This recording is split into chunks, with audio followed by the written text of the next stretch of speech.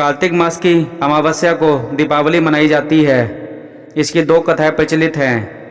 पहली कथा के अनुसार इस दिन भगवान श्री राम रावण का वध करके अयोध्या वापस लौटे थे, इसलिए उनके आने की खुशी में अयोध्या वासियों ने घी के दीपक जलाए थे तथा मिठाइयाँ बांटी थी। तभी से दीपावली मनाई जाती है। दूसरी कथा के अनुसार एक साहूकार की बेटी थी। वह हर रोज़ पीपल सींचने जाती थी। पीपल में से लक्ष्मी जी निकलती और चली जाती। एक दिन लक्ष्मी जी ने साहूकार की बेटी से कहा कि तू मेरी सहेली बन जा। तब लड़की ने कहा, मैं अपने पिताजी से पूछकर कल बताऊंगी। घर जाकर पिताजी को सारी बात कह दी तो पिताजी बोले, वह तो लक्ष्मी हैं, बन जा सहेली। दूसरे दिन वह लड़की फिर गई।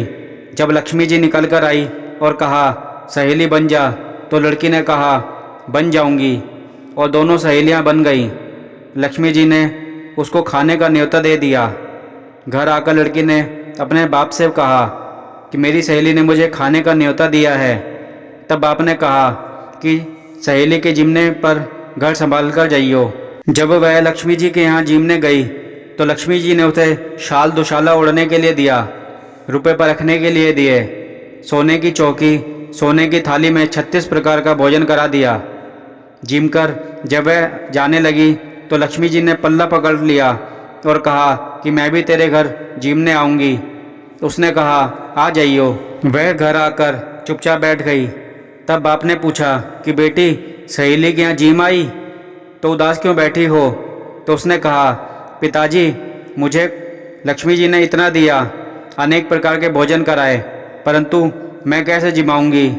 अपने घर में तो कुछ भी नहीं है। फिर बाप ने कहा कि जैसा होगा जिमा देंगे, परंतु तू गोबर मिट्टी से चौका देकर सफाई कर ले। 4 मुख वाला दिया जलाकर लक्ष्मी जी का नाम लेकर रसोई में बैठ जाइयो। लड़की सफाई करके लड्डू हाथ में लेकर बैठ गई।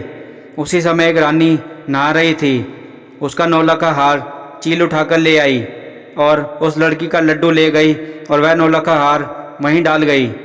बाद में वह हार को तोड़कर बाजार में गई और सामान लाने लगी तो सुनार ने पूछा कि क्या चाहिए? तब उसने कहा कि सोने की चौकी, सोने का थाल, दुशाला दे दो, मोहर दे और सारी सामग्री दे दो। 36 प्रकार का भोजन हो जाए, इतना सामान दे दो। सारी चीज़ें लाकर बहुत तैयारी करी और रसोई बनाई। तब गणेश जी से कहा कि लक्ष्मी जी को बुलाओ। आगे आगे गणेश जी और पीछे पीछे लक्ष्मी जी आई। उसने फिर चौकी डाल दी और कहा सहेली चौकी पर बैठ जा। जब लक्ष्मी जी ने कहा सहेली चौकी पर तो राजा रानी के भी नहीं बैठी, तब उसने कहा कि मेरे यहाँ तो बैठना पड़ेगा। मेरे माँ बाप, भाई भतीजे, पड़ोसन क्या सोचेंगी? लक्ष्मी जी की सहेली बनी थी, 28 पीढ़ियों तक यहीं पर रहना पड़ेगा। फिर लक्ष्मी जी चौकी पर बैठ गई। तब उसने बहुत खातिर की। जैसे लक्ष्मी जी ने की वैसे ही उसने भी की।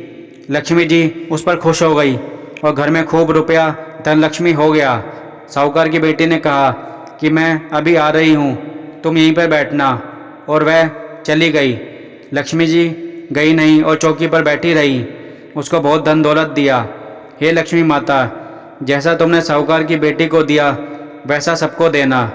हे लक्ष्मी माता, सब दुख दूर करना, दरिद्रता दूर करना और सबकी मनोकामना पूर्ण करना। कथा सुनने के लिए धन्यवाद।